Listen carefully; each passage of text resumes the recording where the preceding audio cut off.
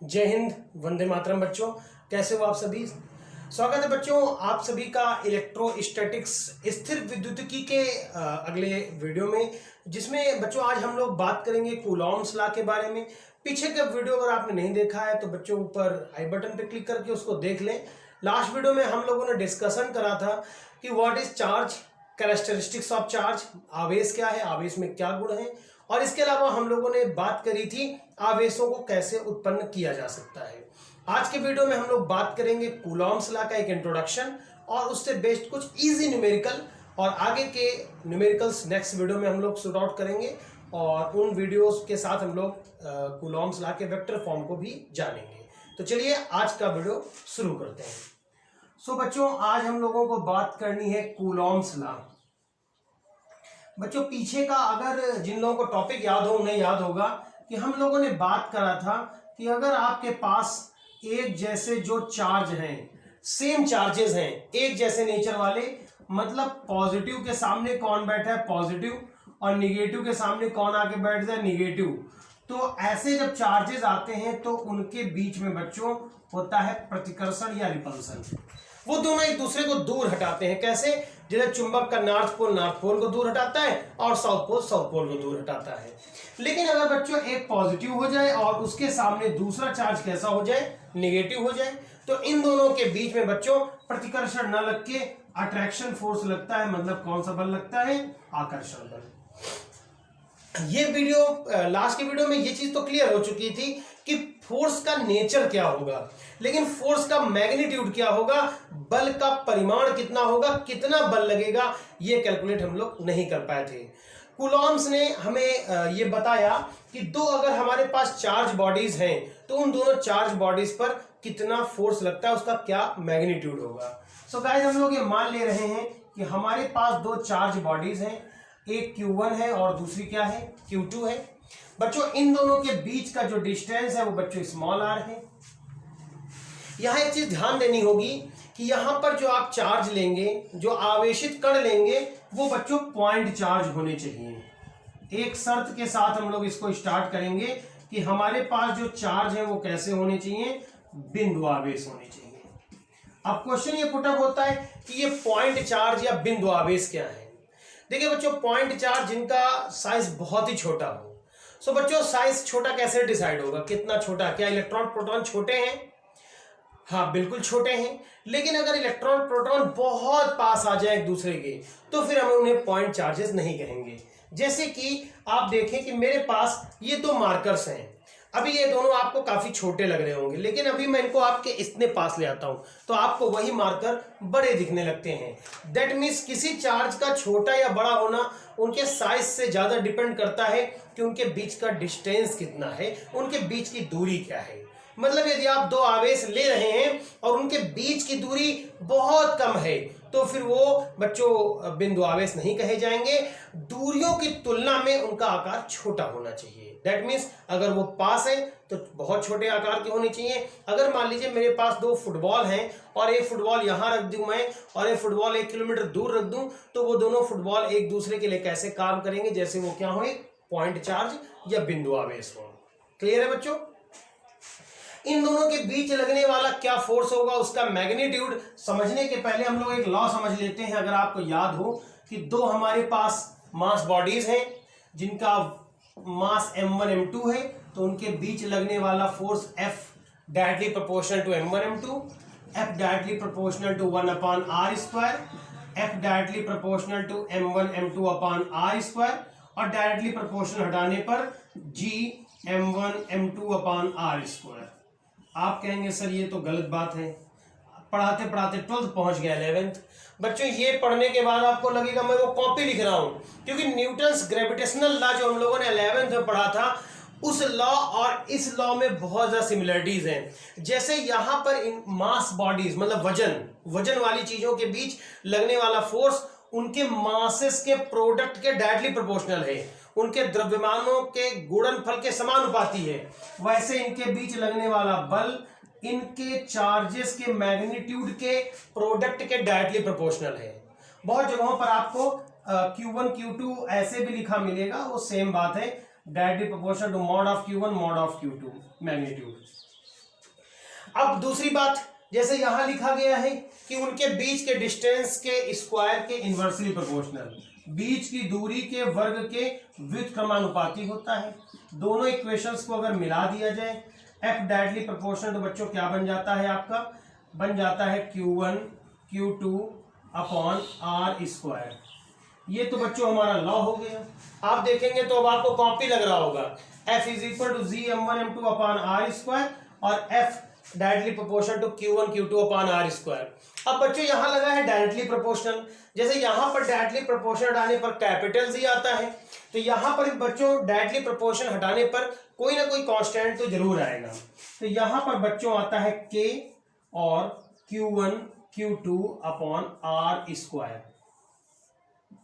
अब यहां ध्यान देने वाली बात यह है कि यहां पर जो कांस्टेंट आया था, अगर आपको 11th का याद हो तो आपने पढ़ा था कि इसे यूनिवर्सल ग्रेविटेशनल कांस्टेंट कहा जाता है, सार्वत्रिक गुरुत्वाकर्षण नियतांक बोलते हैं हम लोग कैपिटल जी को। और इसकी वैल्यू बच्चों universally 6.67 into 10⁻⁻11 newton metre square पर किलोग्राम स्क्वायर पूरा होल सोल यूनिवर्स में होती है। लेकिन यहां पर जो बच्चों कांस्टेंट आया है के, ये के कांस्टेंट बच्चों डिपेंड करता है कि मीडियम क्या है।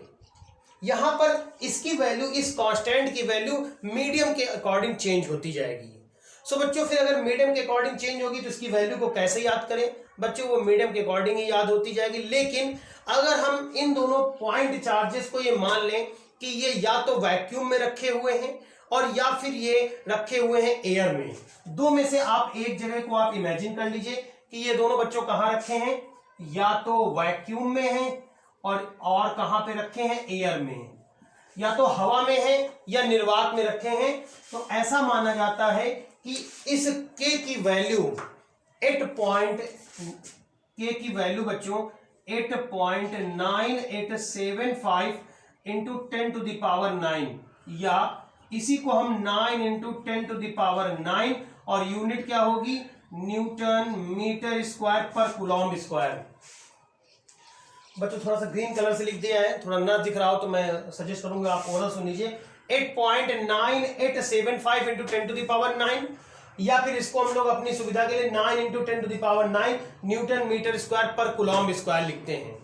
जब इसकी वैल्यू को कैलकुलेट करा गया और इसकी वैल्यू को लिखा गया तो सजेस्ट यह किया गया कि सुविधा के लिए, अपनी सुविधा के लिए हम इसकी जगह में, के की जगह में लिख सकते हैं क्या, F is equal to 1/4 pi epsilon naught Q1 Q2 upon R square.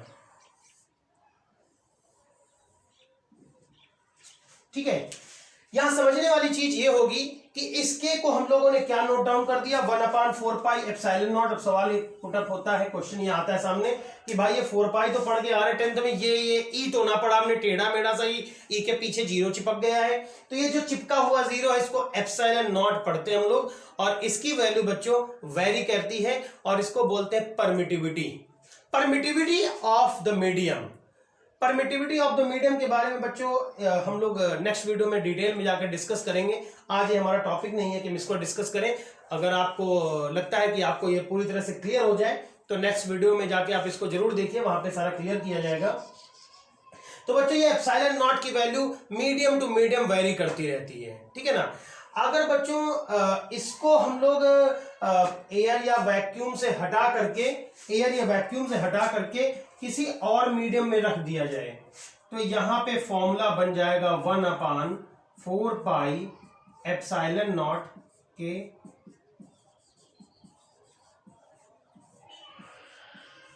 Q1 Q2 upon R square. ये वैल्यू निकल के आती है। ध्यान देना होगा कि ये जो के की वैल्यू है बच्चों, ये वैक्यूम के लिए या एयर के लिए जो के की वैल्यू है ये वर्धम 1 ली जाती है। के 1 लिया जाता है किसके लिए, एयर के लिए या फिर किसके लिए, वैक्यूम के लिए, ठीक है। एयर या वैक्यूम के लिए के की वैल्यू 1 ली जाती है। लेकिन अगर मान लीजिए आप मीडियम को चेंज कर देते हैं, मीन्स आप माइका रख देते हैं, आप कोई मेटल रख देते हैं, आप कोई लकड़ी का टुकड़ा रख देते हैं, कागज रख देते हैं, कपड़ा रख देते हैं, तो सबके लिए अलग अलग होगी। तो के की वैल्यू जो होती है वो हरदम 1 से ज्यादा ही होती है। किसी भी मीडियम के लिए जाएंगे एयर और वैक्यूम के लिए तो मैंने आपको बताया कि एयर और वैक्यूम के लिए तो इसकी वैल्यू 1 हो जाएगी के की, तो फॉर्मूला यही बना रहेगा F equal to 1/4 pi epsilon naught Q1 Q2 upon R square. लेकिन अगर के को अगर मैं मीडियम जो इन दोनों के बीच में है ये एयर हटा करके और कुछ रख देंगे तो के की वैल्यू 1 से ज्यादा हो जाएगी, और अगर आप मेटल्स के लिए रखेंगे तो फिर के की वैल्यू इनफाइनाइट हो जाती है, ठीक है ना। के की वैल्यू मेटल्स के लिए इनफाइनाइट होती है, क्लियर है। तो बच्चों ये आपका तो हो गया कूलॉम्स लॉ का एक जनरल इंट्रोडक्शन। चूंकि इसको हम लोग बोलते हैं व्युत्क्रम वर्ग का नियम। बच्चों जहां पर इस तरह का लिखा हुआ मिले F directly proportional to 1/r square, F directly proportional to 1/r square, तो उसको हम बोलते हैं इनवर्स स्क्वायर लॉ, व्युत्क्रम वर्ग नियम। ये व्युत्क्रम वर्ग नियम, इसको इनवर्स हम बोलते हैं कि ये लॉ किसको फॉलो करता है, इनवर्स स्क्वायर लॉ को फॉलो करता है। और बच्चों इनवर्स स्क्वायर लॉ को फॉलो करने से क्या होता है कि जैसे बच्चों समझिए अगर यहां पर डिस्टेंस अपनी अभी r है, इस डिस्टेंस को मैं डबल कर दूं, r को मैं क्या कर दूं 2r कर दूं, तो होल स्क्वायर करके क्या हो जाएगा 4r हो जाएगा, ठीक है ना। ध्यान दीजिएगा इस बात को, अगर मैं इस डिस्टेंस को चेंज करूं then F equal to F/4 हो जाता है। अगर r के डिस्टेंस को मैं डबल कर दे रहा हूं, ठीक है ना, तो 4 दीजिए 1/4 हो जा रहा है। और अगर इसी की जगह मैं डिस्टेंस को अगर 1/2 कर दूं, ठीक है F, तो आप देखिए अगर मैं यहां पे r/2 रख दूं तो r²/4 हो जाएगा, उलट के 4 ऊपर चला जाएगा, तो जो 4 से मेरा 4 टाइम्स हो जाता है। ये ध्यान देने वाली चीजें हैं दोनों। ये अगर r को आप डबल करेंगे मतलब दूरी को जैसे ही आप बढ़ाएंगे दुगुनी करेंगे, फोर्स आधा हो जाएगा, ठीक है, डिप करके 1/4 हो जाएगा, चौथाई हो जाएगा। और अगर आप डिस्टेंस को आप हाफ कर देंगे तो फोर्स आपका 4 टाइम हो जाएगा, ठीक है। तो ये तो हो गया आपके कूलॉम्स लॉ का एक जनरल इंट्रोडक्शन। अब चलिए बच्चों हम लोग डिस्कस कर लेते हैं एक न्यूमेरिकल।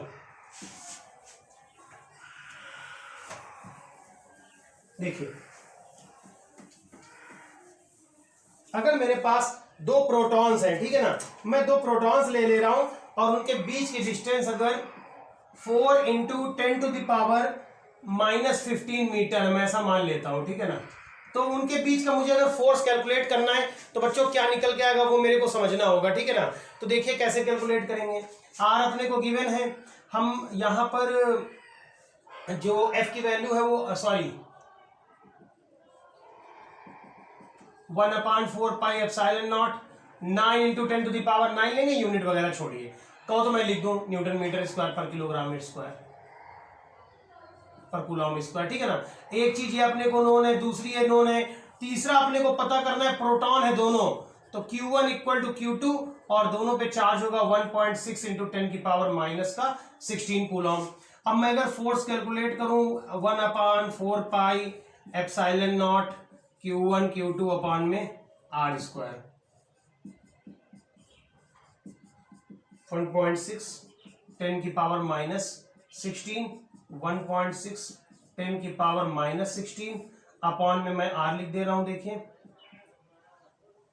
R क्या है 4 × 10⁻⁻15 का होल स्क्वायर। जरा ध्यान दीजिएगा बच्चों, तो ये 9 हो गया, 1.6 हो गया, 1.6 हो गया, और देखिए ये 2 पावर माइनस की हैं, 16 कितना हो गया 32, और 32 में ये 9 पॉजिटिव जाएगा, कितना बचेगा 10 की पावर माइनस का 23, ठीक है। और 4 का स्क्वायर क्या हो जाएगा 4 × 4 × 10⁻, क्या हो जाएगा माइनस का 30।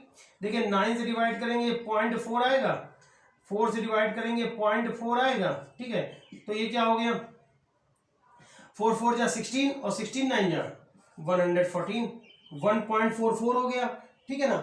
और इसके बाद आप इसको देखें तो इनकी वैल्यूज को अगर मैं सॉल्व करूं 10 10 हो गया जाके 32 और 10 की पावर -30, तो इंटू 10 की पावर कितना हो गया जाके, ये ऊपर जाएगा तो पॉजिटिव हो जाएगा 10 की पावर 7, ठीक है ना 1.44। तो इसको अगर मैं थोड़ा सा चेंज कर दूं, इसके बीच की डिस्टेंस को थोड़ा खिसका दूं उधर, तो 14 ये कितना आएगा 1.44, तो आ जाएगा 14.4 × 10 की पावर 6 न्यूटन। ये इनके बीच का डिस्टेंस निकल के आया है। बच्चों इसको आप एक बार नोट डाउन कर लीजिए, स्क्रीनशॉट ले लीजिए इसका। ठीक है बच्चों, इसमें थोड़ा सुधार कर लीजिएगा। यहाँ पर 1.6 × 10⁻19 होता है, ठीक है ना। कैलकुलेट कर लेते हैं, 19 क्या हो जाएगा यहाँ पे, 38 हो जाएगा। ठीक है, 38 में अभी मैंने क्या बताया, 38 में 9 जाएगा तो 29 यहाँ बचता है बच्चों, 29 बचेगा। ये 30 ऊपर जाएगा तो क्या बचेगा, 10⁻1 बचेगा, पॉइंट किसका देगा, तो ये आपकी वैल्यू निकल आएगी 14.4 न्यूटन। ठीक है ना, तो ये आप इसको नोट डाउन कर लीजिए, इसका स्क्रीनशॉट ले लीजिए, तब तक मैं दूसरा क्वेश्चन नोट करता हूँ। तो बच्चों आपने स्क्रीनशॉट ले लिया होगा, मैंने यहाँ पर एक न्यूमेरिकल नोट कर दिया है जो आपके लिए है बच्चों। यहाँ पर न्यूमेरिकल में कहा जा रहा है कि आपके पास 2 अल्फा पार्टिकल्स हैं, 2 अल्फा कण हैं और उनके बीच का डिस्टेंस कितना है बच्चों, 0.1 एंगस्ट्रॉम है। 2 अल्फा पार्टिकल्स के बीच की दूरी है, 2 अल्फा पार्टिकल्स है, उनके बीच का डिस्टेंस दिया है और आपको इसको सॉल्व करके इसकी वैल्यू निकाल के दिखानी है। तो बच्चों परमिटिविटी के नेक्स्ट वीडियो के लिए अगर आपको उसका नोटिफिकेशन टाइम से मिल जाए, चैनल को सब्सक्राइब करके लाइक बटन को दबा दीजिए। एंड वीडियो आपको कैसा लगा वो आप कमेंट सेक्शन में जाके हमें जरूर बताइए। इस जो न्यूमेरिकल मैंने आपके लिए छोड़ा है, इस न्यूमेरिकल को भी आप घर में सॉल्व करिए और सॉल्व करने के बाद इसका जो भी न्यूमेरिकल का आंसर आता है वो आप न्यूमेरिकल का आंसर जो है कमेंट बॉक्स में जाके हमें जरूर बताइए। बच्चों ये जो चैनल है आपका वो आपके लिए बनाया है, इसके बनाने के पीछे मेरा कोई जनरल पर्टिकुलर मेरे लिए कोई बेनिफिशियरी मोटो मैंने नहीं रखा है। मेरा ये मानना है कि मेरे पास जो भी ज्ञान है या मैं जो भी आपको समझा सकता हूँ वो मैं कोशिश करता हूँ कि मेरे न रहने के बाद भी वो ज्ञान कहीं ना कहीं बना रहे और लोगों को काम आता रहे। तो अगर कोई कमी अपने इस चैनल में छूट रही है तो उस कमी को आप मुझे जरूर बताइए कमेंट सेक्शन में जाके। किस तरह के वीडियो का टॉपिक आपको चाहिए वो भी मुझे कमेंट सेक्शन में जाके जरूर बताइए। वीडियो कैसा लगा, आपके सजेशन हमारे लिए बहुत महत्वपूर्ण है। Thanks for watching this video, your host and host educate everyone. जय हिंद, वंदे मातरम।